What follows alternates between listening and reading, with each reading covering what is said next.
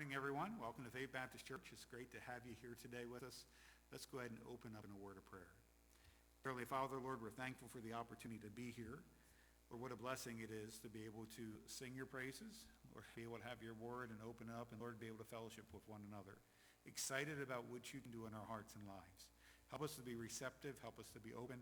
Help us to be excited, Lord, about, Lord, what you can do. Not what man can do, not what individuals are capable of, but what the Holy Spirit of God can do in people's lives. From those that need Christ to those who already know him, that need encouragement, and Lord, for those that need correction. Lord, use the sermon today. In Jesus' name, amen. Okay, so as mentioned just a little while ago, we're going to have you stay seated, but Brother Jim's going to come and lead us in some congregational songs. Brethren, we have met to worship. Brethren, we have met to worship and adore the Lord our God. Will you pray with all your power while we try to preach the word? All is vain unless the Spirit of the Holy One comes down. Brethren, pray, and holy manna will be showered all around. If you want to use the hymnal, turn to number 4. Come, thou Almighty King. Let's continue our singing to our God and our Savior. Number 4, all 4 verses. Come, thou Almighty King, help us thy praise to sing.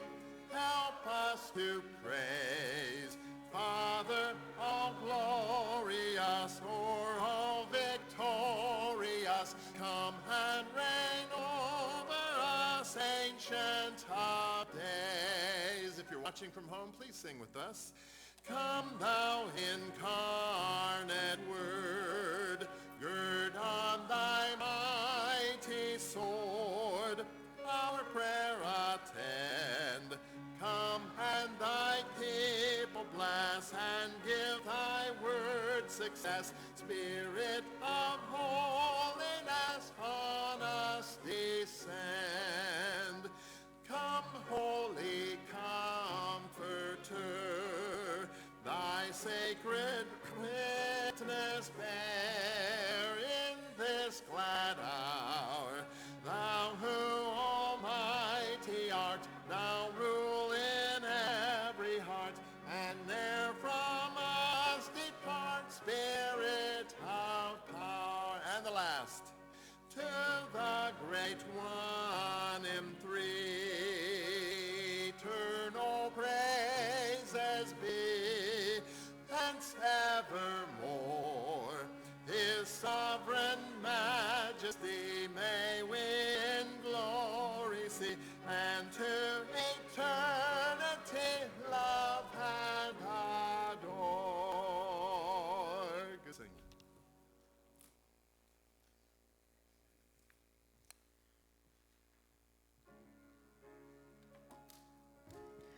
What do you say to someone who feels like they've lost it all, over the edge with no one there to break their fall? And what do you say to someone who feels so unloved, giving themselves away a little bit every day just to be good enough? And what do you say to a hopeless soul who can't remember their way home, and everything is out of their control? There is no valley, there is no darkness, there is no sorrow greater than the grace of Jesus. There is no moment, there is no distance, there is no heartbreak he can't take you through. So before you think that you're too lost to save, remember there is nothing greater than grace.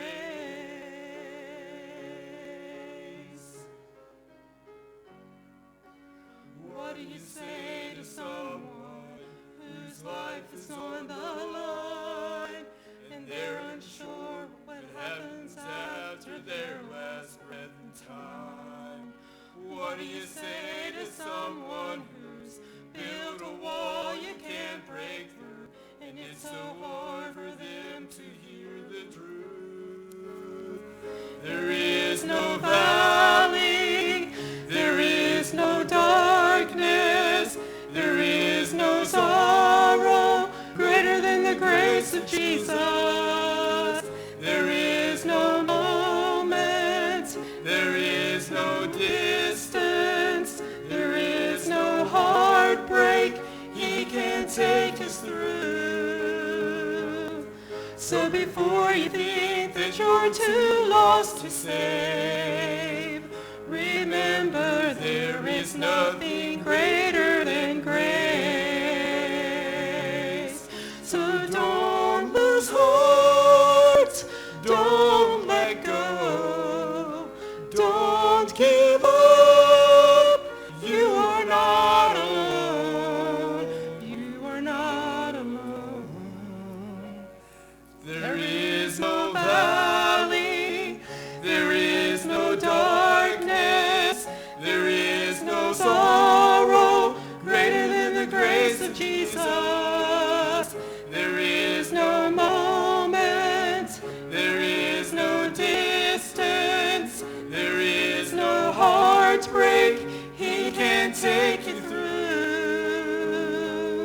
So before you think that you're too lost to save, so before you think that you're too lost to save, remember there is nothing greater than grace.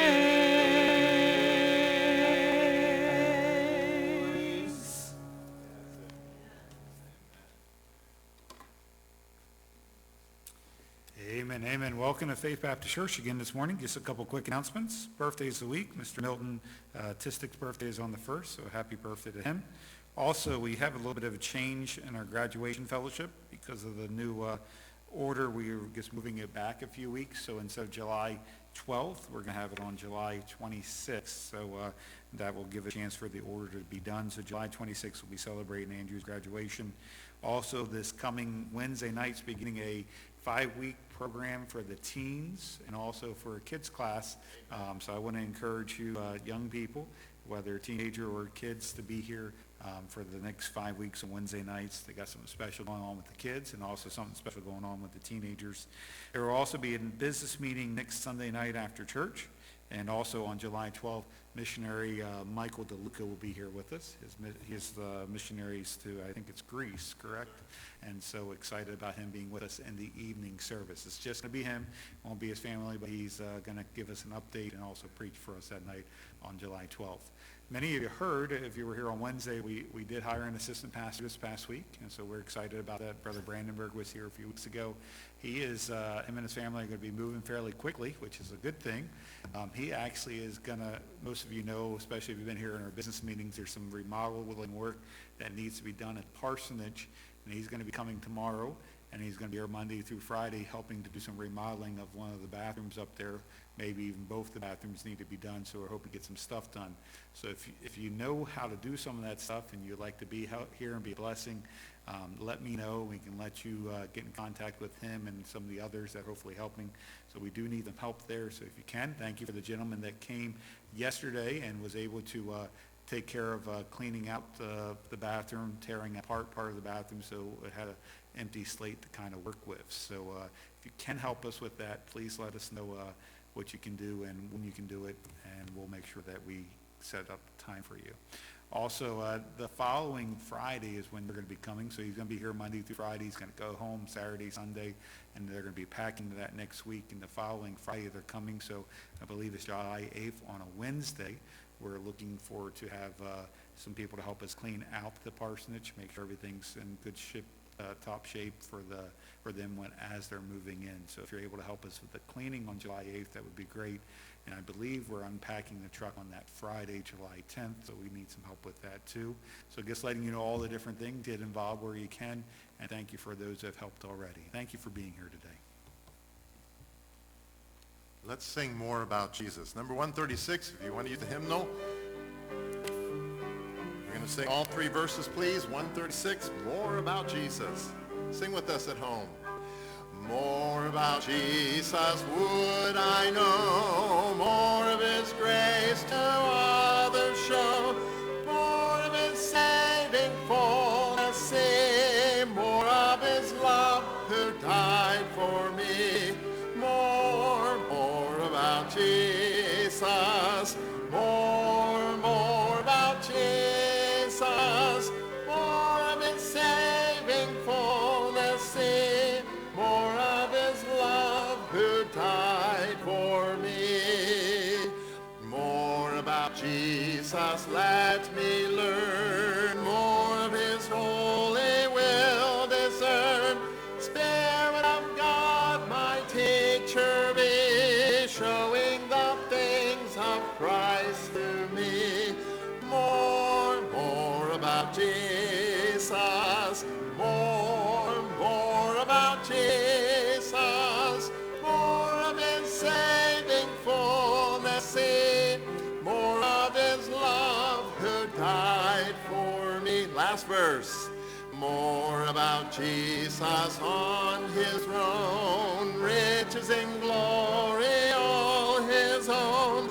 More of his kingdom sure increase, more of his coming Prince of Peace. More about Jesus, more about Jesus, more of his saving fullness see, more of his love who died for me.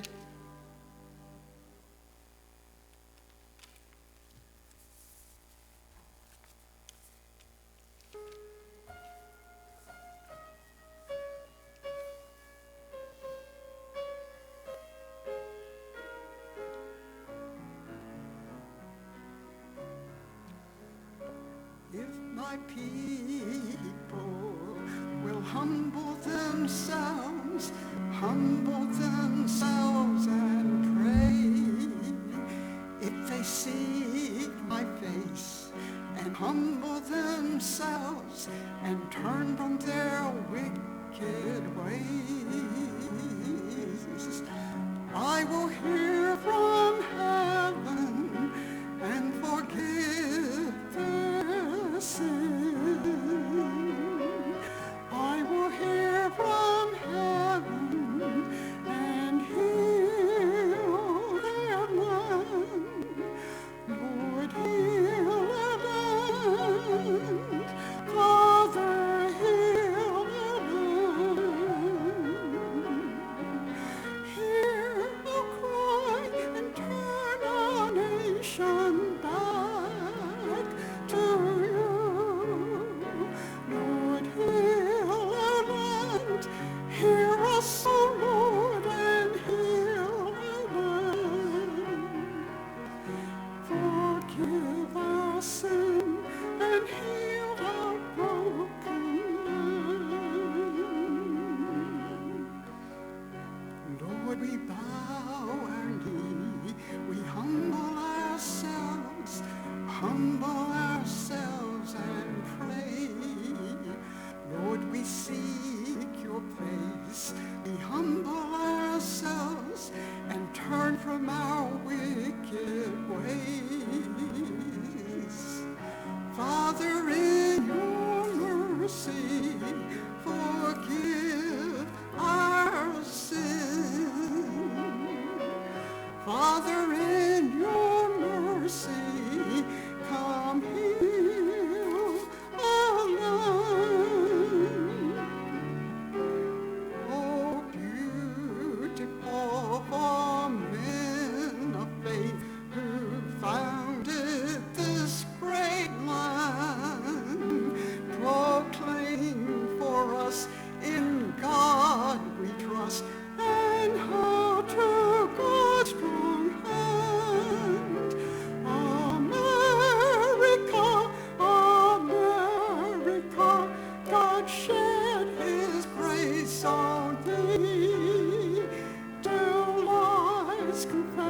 his righteousness from sea to shining sea.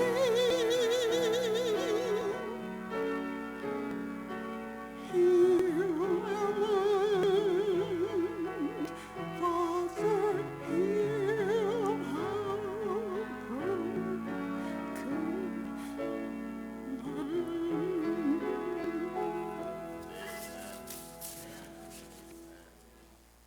Amen. Let's go ahead and take our Bibles this morning to the book of Isaiah. Isaiah chapter number 5. Isaiah chapter number 5.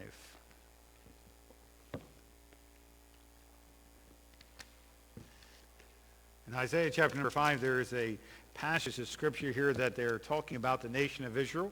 I know that we are different than the nation of Israel, obviously, and because of that, there's some application we can make. God blessed Israel as God's chosen people. God's blessing was upon Israel, and as the different things, as Israel was willing to do certain things, God would bless that nation. But if Israel disobeyed God, it was taught that he was going to judge the nation. And there are some similarities there, and I think in this, there's an application that you can take from this passage of Scripture. I was trying to choose between a couple different titles, and the first title was going to be the sins of Israel. And the second title I was looking at is that America's in trouble. You say, well, why is America in trouble? It's because many of the sins you're going to see that God judged Israel about are some of the same things that America is struggling with and has struggled with for quite some time. Here with the celebrating Independence Day here in July 4th, this coming Saturday, probably this Sunday and next Sunday morning, we'll be looking at different things and different sins of our nation and the hope that can be found with our nation too. Here in Isaiah chapter number 5, it kind of gives a picture of a vineyard, talking about Jesus Christ and all he did for this vineyard. And in verse number 3, there's a call to judge. It says, "And ye now, O inhabitants of Jerusalem and men of Judah, judge, I pray you, betwixt me and my vineyard." And he's calling them, and remember, Isaiah is telling him, look, you're getting ready to go into captivity. You're getting ready to face some really difficult judgment from God. And because of that, I want you to look at this, and I want you to judge how I've treated you and what you've done. And now when you're going to be punished, this is what's going to happen. And so here in this story and in the chapter, there is 6 different woes. You say 6 different, what do you mean woes? Well, God is pronouncing judgment, and he's saying, woe if you do this. Saying you better take notice if you do this, because there is judgment that's going to fall. And all these are different things I think we can apply to America today. There's 2 specifically we're going to spend a little bit extra time looking at. But let's go ahead and jump in here and look at America's in trouble. And the reason why America's in trouble is because if God was going to punish Israel because of all these sins, imagine what's in store for America. Let's go ahead and look here in Isaiah chapter number 5. We're not going to read the whole chapter for sake of time, but I want you to get the good idea of what they're talking about here in the vineyards. He says, "Now will I sing to my well-beloved a song of my beloved touching his vineyard. My beloved hath a vineyard in a very fruitful hill. And he fenced it, and gathered up the stones thereof, and planted it with the choicest vine, and built a tower in the midst of it, and also made a winepress therein. And he looked that it should bring forth grapes, and it brought forth wild grapes." So let's give a little description here. It's speaking about what God did for Israel. And you can even go back to the beginning of Abraham, how he brought him out of that land. Or you can think about when they took him out of the Egyptians and took him into the promised land. He did all these things. He provided a spot where they could be a fruitful people. And it's described as a fruitful hill in verse number 1. And you could go to verse number 2, and he says, hey, I did this, and he looketh that it should bring forth grapes. He's looking for a certain fruit, but it brought forth wild grapes, referring to a different type of fruit than he was anticipating or wanting. Verse number 3, he said, and now, inhabitants of Jerusalem and men of Judah, judge, I pray you, betwixt me and my vineyard. He says, I want you to take a look at this and understand all these things, and I want you to judge, and I want you to look at it and see if I've been unfaithful or if I've been unjust. Verse number 4, what could have been done more to my vineyard that I have not done in it? Wherefore, when I looked that it should bring forth grapes, brought it forth wild grapes. He says, what else could I have done to set up Israel to succeed? and to bring forth good fruit. And I think these things can be applied to America too. Obviously, God has blessed America. And obviously, God has brought America to this spot. And you know what? There is an anticipation of all the different Christian heritage and all the different things we've learned. What else could have God done to set us up with a land of the free and the home of the brave, with all the spiritual liberty we have, with the difference that could have been made in our nation and still can be made in our nation? And that's the call there. I want you to, as he's calling the nation of Israel to judge what's happening. Also, I would like for us to consider what's happening in our world today. Verse number 5, he says, "And now go to, and I will tell you what I will do to my vineyard. I will take away the hedge thereof, and it shall be eaten up, and break down the wall thereof, and it shall be trodden down. And I will lay it waste, and it shall not be pruned nor digged, but there shall come up briars and thorns. I will also command the clouds that they will rain no more upon it. For the vineyard of the Lord of hosts is a house of Israel." So we see that there is no, there's an imagery here, but he's speaking about Israel. That's a definite. He responds there right to it. And it says, "And the men of Judah, his pleasant plant, and he looked for judgment, but behold oppression, for righteousness, but behold a cry." So he came looking for the right things, but he found something different. And he's saying in verse number 5, saying in verse number 6, hey, I'm going to do this. I'm going to have to do this. I'm going to take away the protection. I'm going to allow all these things to happen. As it says in verse number 6, I will lay it to waste. Verse number 5, he says, I will tell you what I will do. My vineyard, he says, I will take away the hedge thereof, and it shall be eaten up, and break down the wall thereof. He's saying, I'm taking away all the protection. You think about all the years that Israel was in the promised land. They weren't the biggest. They weren't the strongest. They weren't probably even the brightest. There is only one reason that that nation existed in the promised land, and that was God. There's only one way they got out of Egypt. There's only one way they got over the Red Sea. There's only one way they got over the Jordan River. There's only one way they did the Jericho. And they occupied that land. He's saying, I did all those things for you. I made all those things happen. But now, I'm going to take away all that protection you had. Now, I know during the book of Judges, there were times when certain areas of the land were taken and put into slavery, and God called for a deliverer once they repented. And that happened time and time and time again. But this was going to be different. They were going to actually have to face the Assyrians, and they were going to have to face the Syrians and also the Babylonians, and that their nation was going to be taken away into captivity for a period of time. And he's saying, all this is going to happen. And people are going to say, well, why is this happening? Why is God judging me? And that's what he says in verse number 3. He says to him, he says, men of Judah, judge, I pray you, betwixt me and my vineyard. God was just in what he was doing. And he's showing them the 6 different woes. And once again, they could have gotten right at any point in time, but we don't see them turn to God. So we're going to look at some of these very quickly, just because of the sake of time. So the first point is the call to judge. The call to judge, and we saw it in verse number 3. He's saying, hey, look, I want you to pay attention here.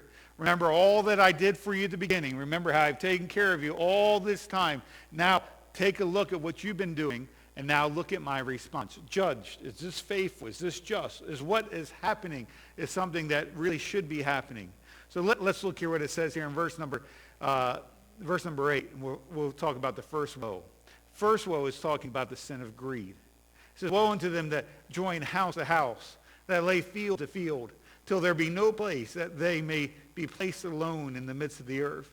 And we don't have time to develop each of the woes, and we're going to, like I said, get to a couple of them. But this is referring to the greed, talking about from the place to place, how the monopoly that was happening, how they were pushing out of people out their inheritance, and how they were trying to do a big business in a sense and not caring about the people or caring about the land. The men of this time were being greedy. Said in verse number 9, in my ears said the Lord of hosts, of a truth, many houses shall be desolate, even great and fair, without inhabitant. Yea, 10 acres of vineyard shall yield one bath, and the seed of a homer shall yield an ephah. Now, what the scripture is saying here is, hey, look, yes, you're going to be greedy, and yes, you're going to build these empires, but I'm the one that can cause things not to work out the way it's supposed to. I think one of the issues that we have in America today is the sin of greed. And God is saying, hey, look, you might put all your interest in everything you want in your resources and your money and your building of a kingdom. But he says all that can come to naught. Let's look at the next one. I see the next one is talking about drunkenness and pleasure. the sin of drunkenness and pleasure. So the first point was the call to judge. The second point is the sins of Israel. And I think you can write the sins of America right next to it. Woe unto them that rise up early in the morning, and that they may follow a strong drink that continue until night, till wine inflame them, and the harp and the viol and the tabret and pipe and wine are in their feasts. But they regard not the work of the Lord, neither consider the operation of his hands. Therefore my people are gone into captivity, because they have no knowledge, and their honorable men are famished, and their multitude dried up with thirst. Therefore hell hath enlarged herself, and opened her mouth without measure. And their glory, and their multitude, and their pomp, and he that rejoices shall descend into it. And that the mean man shall be brought down, and the mighty man shall be humbled, and the eyes of the lofty shall be humbled, and the Lord of hosts shall be exalted in judgment, and God that is holy shall be sanctified in righteousness. Then shall the lambs feed after the manner, and the waste places of the fat ones, and strangers eat, and shall strangers eat. So what the scripture is saying here, especially in verse number 11 and 12 and verse number 13, they're saying here that there is the sin of drunkenness and pleasure. It's the sin of feeding the fleshly desire so much. Obviously, you know how I feel about alcohol. I think the Bible preaches and teaches against drinking and the booze and the drunkenness that they're talking about in that day. And we could think about all the booze and the alcohol and the drunkenness all across America. And not only the addiction that drunkenness has, but the addictions of drugs and the addiction of other type of substances. And that people are trying to feed their fleshly desires. And then it talks about the pleasure that's found in verse number 12 when it's talking about the harp and the different instruments. And I'm not saying there's anything wrong with instruments. I'm saying there's something wrong with feeding our fleshly desires more than we feed our spiritual side. And so what's being said here about this nation is, hey, they've forgotten about God. It even says that at the end of verse number 12. It says, they regard not the work of the Lord, neither consider the operation of his hands. Therefore are gone into captivity, because they have no knowledge. What the scripture is saying here is that they're so focused on their drunkenness, and so focused on their addictions, and so focused on the things of this world, and so focused on the pleasure of this world. What has happened is they no longer regard the work of the Lord. No longer they see what God is doing. They no longer are able to see the work of the hands of God, because they care so much about their pleasure. And you think about the world that we live in today, in America today, doesn't that act exactly what they're talking about here? It's saying, hey, there's pleasure out there, and that's what the world's interested in. Hey, give me more pleasure. Give me more alcohol. Give me more things that are going to fill this desires I have. And he says, they've ignored the work of the Lord.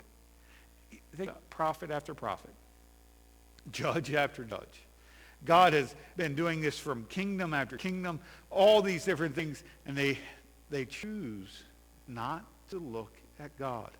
Because they have their life filled up with so much garbage and so much junk, they don't even see what God's trying to do. It says they were gone because they had no knowledge. They're going into captivity because they have no knowledge. It's because they're not considering the work of the Lord. And I tell you, it seems like America just keeps on going farther and farther. And you turn around and say, how in the world did this craziness happen? It's because we care so much about pleasure instead of the work of God.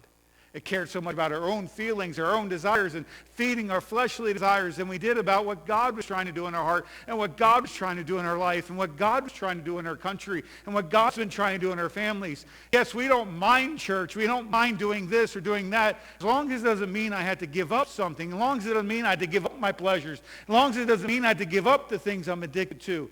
No, that's not how God works. He's saying, whoa.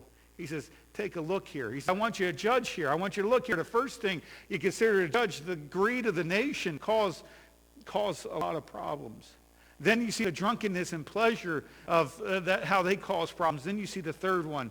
It's about believing a lie. Verse number 18. There's some really pretty imagery here. Once again, for sake of time, we're not going to go too far into it. But look what it says in verse 18. Woe unto them that draw iniquity with cords of vanity, and sin, as it were, a cart rope. They say, let him make speed and hasten his work, that we may see it, and let the counsel of the Holy One of Israel draw nigh, and come that we may know it. Look what it says in verse 18 again. He's saying, woe, pay attention here. There's danger ahead. Woe unto them that draw iniquity. We understand iniquity being sin. creating sin with cords of vanity. So what I believe is saying, and I like how one preacher put it, it says, speaking of those whose wickedness is helped by lying, who in their pride and unbelief, the wrath of God is defined. This is the picture of a nation giving itself an abandonment to sin without shame or conscience. It means that they have their vile ways and their wicked ways of iniquity, and they're using cords of vanity. They're telling lies to answer for this. And this is exactly where we're living at. There are so many people with all this wickedness that's there, and they're celebrating their wickedness. They're making excuse for their wickedness. They're making up vain words and vain lies, and it's something as if they're pulling people across. But the scary thing is found in verse number 19. This is actually written to God, and it says, that say, let him make speed and hasten his work, that we may see it. And let the counsel of the Holy One of Israel draw nigh and come, that we may know it. They are there making up their lies. They're justifying their sin, justifying their iniquity, and then they're saying, let's see what God's going to do about it. How many times have people across this world, they have sat there and said, hey, what's God going to do? Is there a God? Is there a true God? And they turn around and they say things like this, and they're like, wow. What? God, when God judges, people wonder and they think, well, what's God going to do? And then you see all the things that are happening, and then when God's hand is trying to work and God's hand is trying to move, you're just not paying attention. Then you see the next verse, and this is the next one that I'd like to focus a few minutes on. Verse number 20. Woe unto them that call evil good and good evil, that put darkness for light and light for darkness, that put bitter for sweet and sweet for bitter. Now this is talking about an attempt to destroy God's standards of right and wrong by substituting man's values that contradict his moral standards.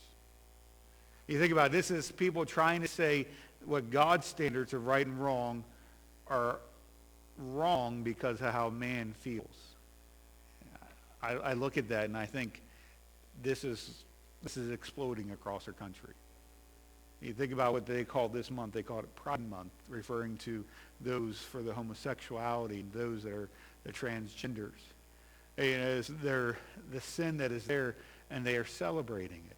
I mean, how many times we've seen parents celebrating their child, saying, hey, I want to be a boy saying he wants to be a girl, or a girl saying he wants to be a boy. There's something wrong with that.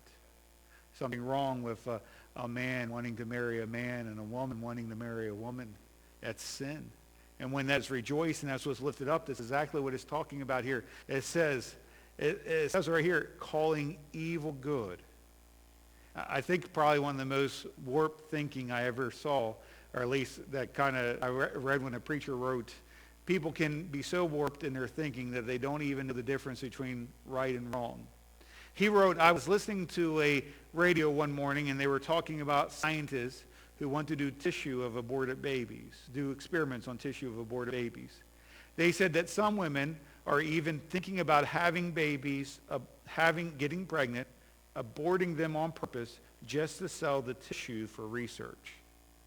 And the scientific community is promoting this type of propaganda because of the good they say the research will have on the whole humanity.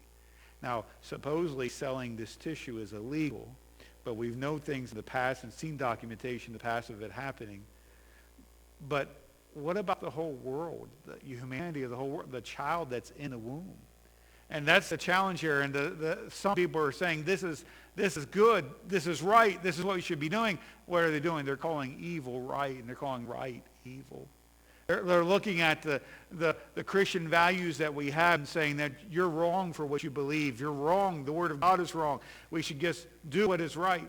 I was listening this past week to an interview that someone had done, and they were saying that the reason why they should continue on rioting and looting and destroying property is because people are now paying attention.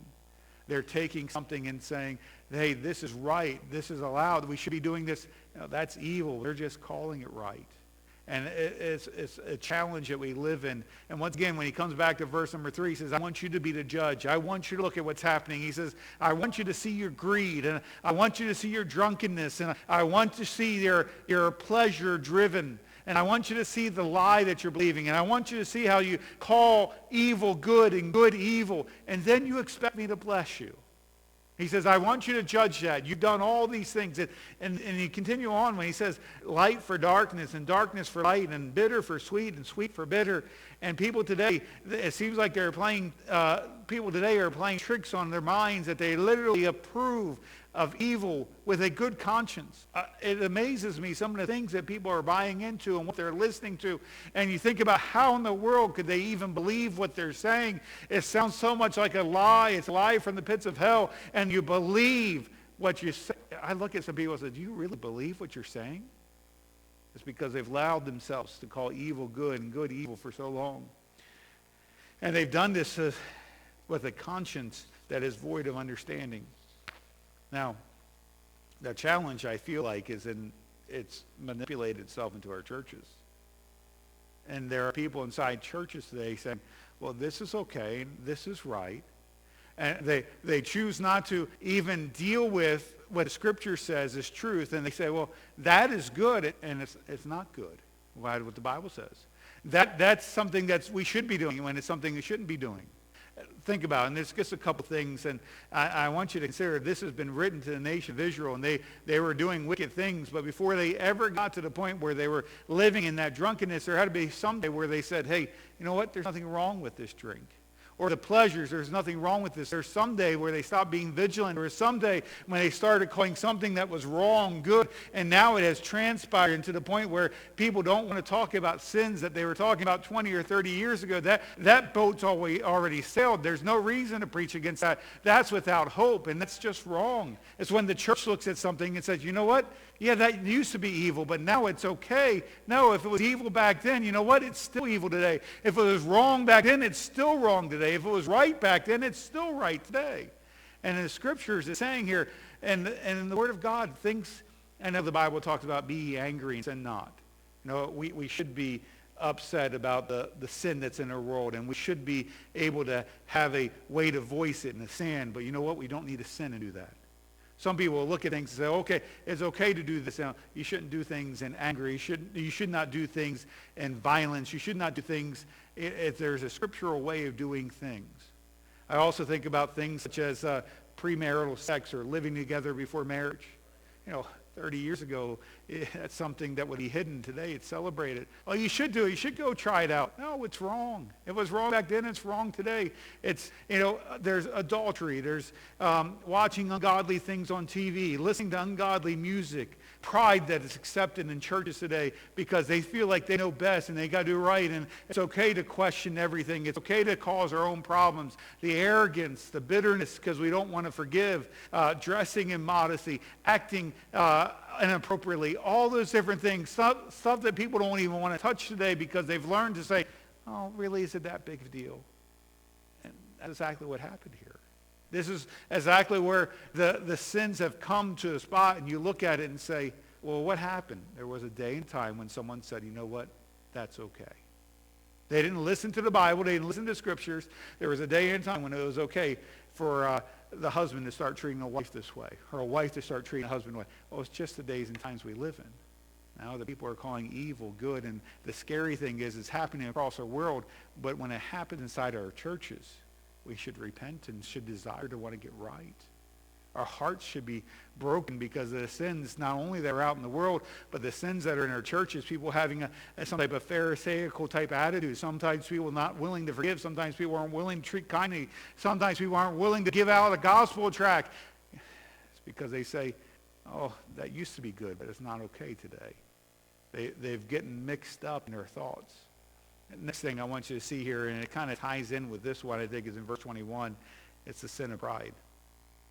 It says, woe unto them that are wise in their own eyes and prudent in their own sight. Now, we were in the Sunday school class with the young adults today, and we said, there's a verse in Proverbs that says, the prudent man foreseeth the danger and hideth himself, but the simple pass on and are punished. And so what the Scripture is saying here, that they became wise in their own eyes.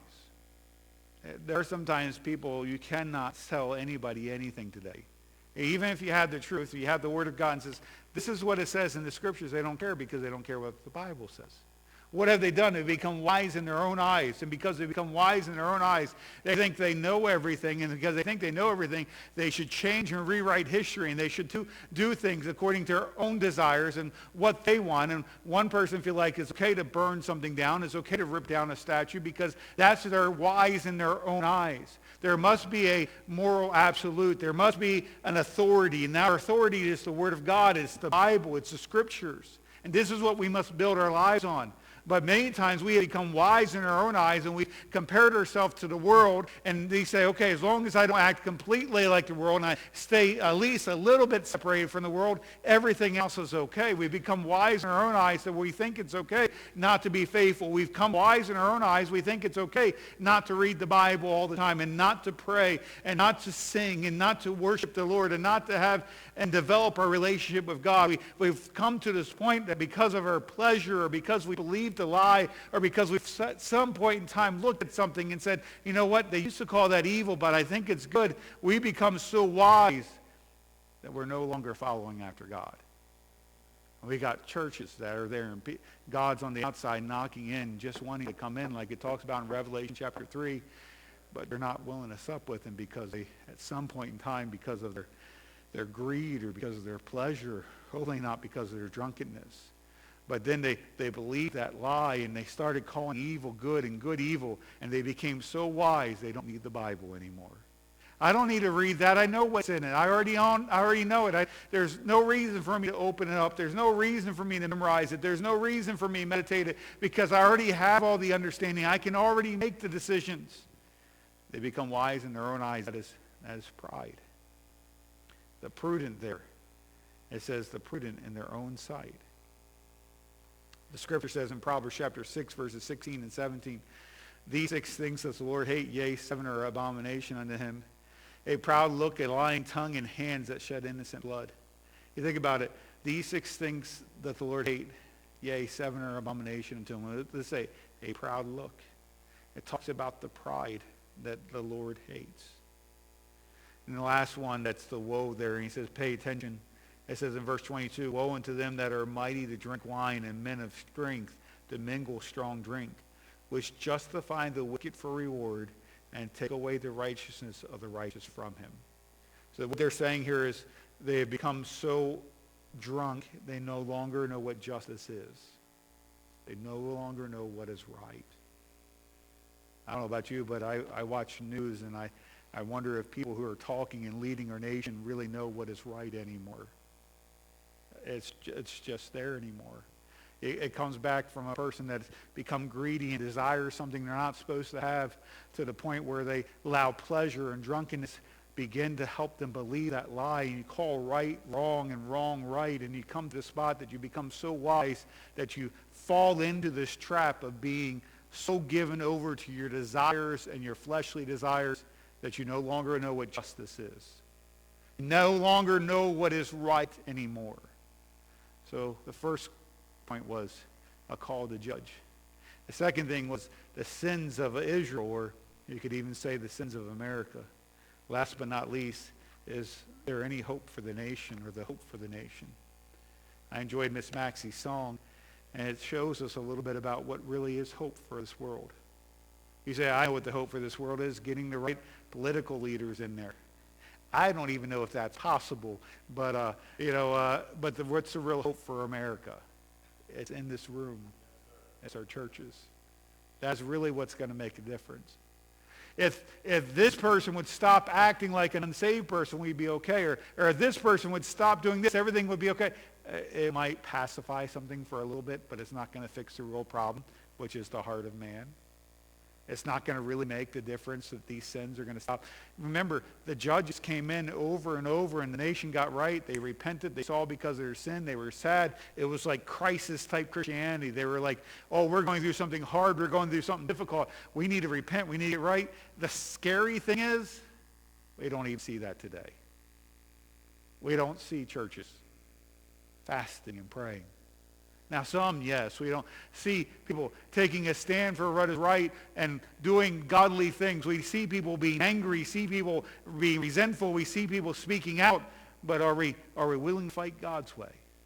And yes, I know there is a small remnant, but this is what the scripture is saying. If my people, which are called by my name, and if we want to really heal our lands, if my people, which are called by my name, shall humble themselves and pray and seek my face and turn from their wicked ways, then will I hear from heaven and will forgive their sin and will heal their lands. Is there a hope for America? It is. It's when God's people, which are called by his name, they humble themselves. See, the pride that's found here in verse number 22 and verse 21, when they become wise in their own eyes, means they stopped listening to the Lord. They became so greedy at the beginning, desiring things that was not intended for them, that they began to care about their pleasures where they didn't even notice God's hand working. Then they began to believe that lie. And as they believed that lie, they started calling evil good and good evil, bitter sweet and sweet bitter, to the point where they became so wise they couldn't even know what was right and wrong anymore. And that's why we have in churches all across America people doing things ungodly in the name of God because they don't know what is right and wrong anymore. We must learn to rely on the scriptures. We must make this our sole authority. This must be what we return to, and this is what we must emphasize. This is what should guide and direct our lives. But so often, we set it aside because we become wise in our own eyes. If we truly want to help our nation, we will humble ourselves, we will pray, and we will seek his face. But then that next step, once we seek his face, God reveals our wicked ways unto us, and then we will turn from those things God speaks to our hearts about. Are we willing to look deep in ourselves and say, God, what can I do to help this nation? By being clean and being right. He says, then will I hear from heaven. It's a promise. And will forgive their sin and will heal their land. So as I look at this and I consider all the things going on in this passage, and it's really, in my mind, it's an interesting passage of Scripture. I know it's written to Israel, as according to verse number 7, the Lord is the vineyard, Jesus Christ is the vine dresser. He's the one that placed it there. He did all these things for Israel. Now Israel and Judah, I want you to judge. Look in verse number 3. I'm calling you. You be a judge betwixt me and my vineyard, between me and you. And then he begins to prove his case. You became greedy. Then you became so interested in your pleasure that you began to believe a lie. And as you began to believe that lie, you began to call good evil and evil good. And then you began to be so wise, you didn't even know what was right anymore. You didn't see God working. And no longer, as it says in verse number 23, it says, justified the wicked for reward. As there are so many people today that are trying to justify their wicked ways and take away the righteousness of the righteous from it. Church, our country is in trouble. I think most of us will say, we know that. What are we doing to help? We see these sins and sometimes they anger us. Most times they anger us. We watch something and we're like, how can they do that? How can they think that way? But then we listen to what's coming from our pulpits and coming from other Christians, and we wonder, where did they get that from? There was a moment in time when they started looking at something and said, you know what, they used to say that was wrong, but I think it's okay. They called evil good and good evil. Make sure you live your lives according to this book. Make sure you live this life according to the scriptures. Let's have a word of prayer. Dear Heavenly Father, Lord, I'm asking for your help. You see the state we are in, but when we ask people to come and judge between Israel and you, it's easy to say, yes, Israel was wrong. Israel shouldn't have done what they did. We see the idols. We see all the wickedness. We understand why you judged them. And then, Lord, we consider the same question between what you've done for America and what America's done in response. And the honest answer would be, Lord, we would understand why you would need to judge us. And God, as we remember the promise you gave in 2 Chronicles 7:14 at the temple, the response that was there, there's still hope. There's still a way that things can get better. But I pray that we do some deep thinking, praying, and asking in the areas of our life if we're calling evil good and good evil. I pray that, Lord, you work in our hearts and you work in our lives about not being wise in our own eyes, but instead we have a biblical vision, that we see things through the eyes of the Bible, that we put on our Bible glasses, in a sense, and that we have a biblical worldview instead of a worldview that's been passed down because of greed and pleasure, because of the lies that have been spoken, because of the things that have been called good when they should have been called evil. And Lord, we have a world full of people. I hate to say it, we have a church full of people who are wise in their own eyes. And we're not seeing what you're trying to do. It seems like we're not seeing the hands of God and we don't know what's right anymore. Lord, speak to our hearts. Help us not to become angry about the wrong things. Help us instead to see the sin that's in our own hearts and lives and get it right so we can be led by you in every area, in every direction. Thank you for being so good to us.